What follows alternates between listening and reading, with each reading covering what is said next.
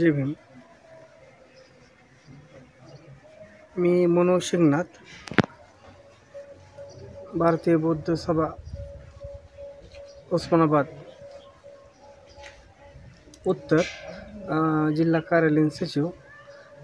परांडा येथे होणाऱ्या उद्या 18 मार्च 2025 रोजी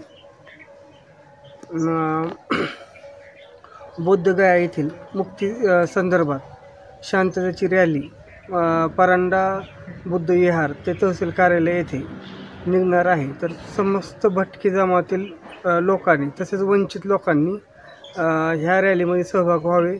मीही येत आहे, आपण बी यावे आणि ह्या शांततेच्या रॅलीला सहकार्य करावे. जय भीम.